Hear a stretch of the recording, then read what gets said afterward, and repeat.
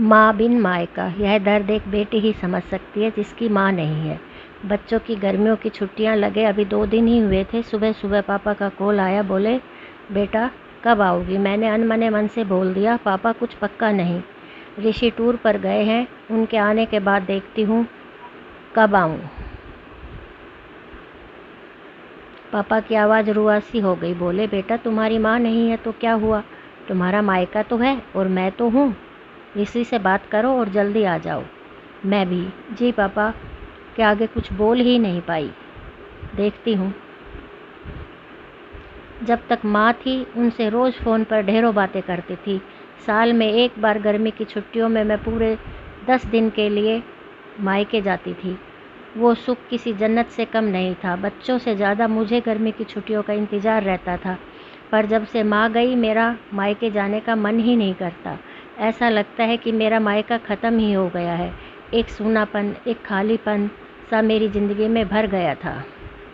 पापा एकदम शांत स्वभाव के थे और कम बोलते थे, पर सबकी ज़रूरत का पूरा ध्यान रखते थे। ऐसा नहीं है कि पापा को प्यार नहीं करती थी, पर बचपन से ही मैं अपनी माँ के ज़्यादा करीब थी, या यूँ कहूँ कि मेरे दिल में सबसे करीब मेरी माँ थी। अपने सारे सुख दुख एक सहेली की भांति उनके साथ बैठकर साझा किया करती थी मैं।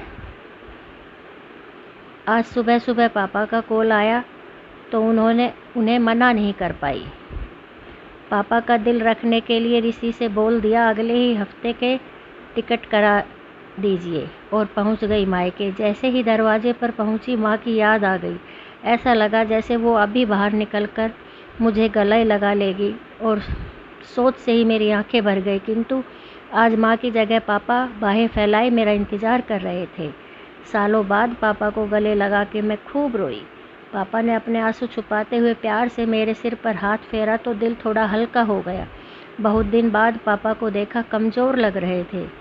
वैसे तो भाई भाभी और पापा सभी मेरा बहुत ध्यान रखते थे। बच्चे तो अपने खेल और मस्ती में व्यस्त हो गए, पर ना जाने क्यों मेरी नज़रें हरदम माँ को ही ढूंढती रहती थी।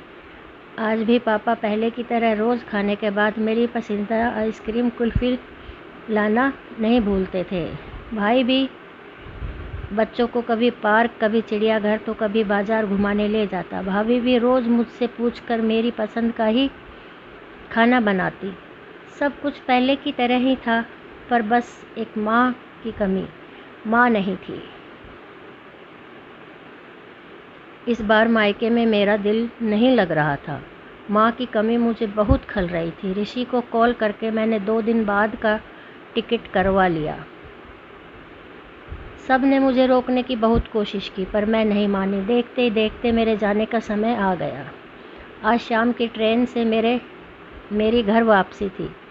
मैंने सामान पैक कर रखा था, बस पापा का इंतज़ार कर रही थी। पापा ना जाने सुबह से बिना बताए कहाँ चले गए। उनका मोबाइल भी बंद आ रहा था। मन घबरा रहा था, बिना बताए आखिर गए कहाँ। इधर मेरी ट्रेन का समय भी होता जा रहा था। समझ नहीं आ रहा था कि क्या करूं। तभी पापा का कॉल आया और बोले गुड़िया तुम लोग सीधे स्टेशन पहुंच जाओ, मैं वहीं पहुंच रहा हूं। हम लोग स्टेशन पहुंच गए। ट्रेन सही समय पर थी। पापा स्टेशन पर हमारा इंतज़ार कर रहे थे। उनके हाथ में एक बॉक्स था। उन्होंने मुझे देते हुए गले लगाया और बोले इसे ही लेने गया था, इसलिए देर हो गई, संभाल के रखो।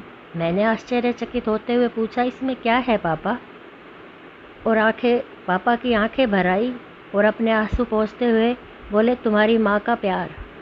कुछ समझती तभी ट्रेन आ गई। हमें ट्रेन में बैठा के पापा और भाई ने विदा कर दिया।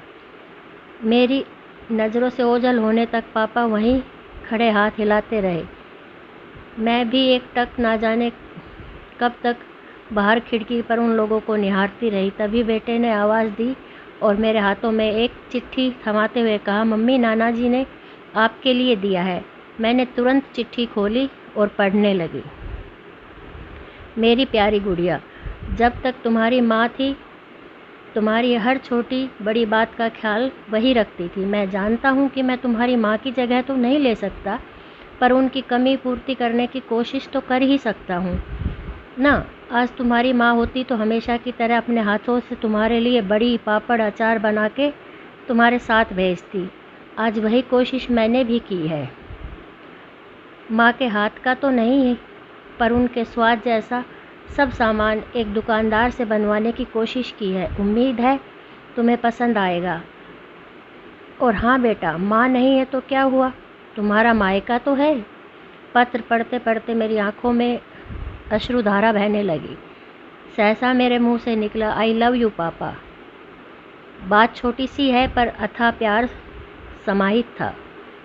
ये सिर्फ मैं ही महसूस कर सकती थी। मायके से घर आए 1 महीना बीत गया था। अब पापा से रोज़ एक बार कॉल करके मम्मी की तरह घंटों बातें करती थी। अगर दोस्तों वीडियो अच्छी लगी हो तो लाइक शेयर सब्सक्राइब जरूर।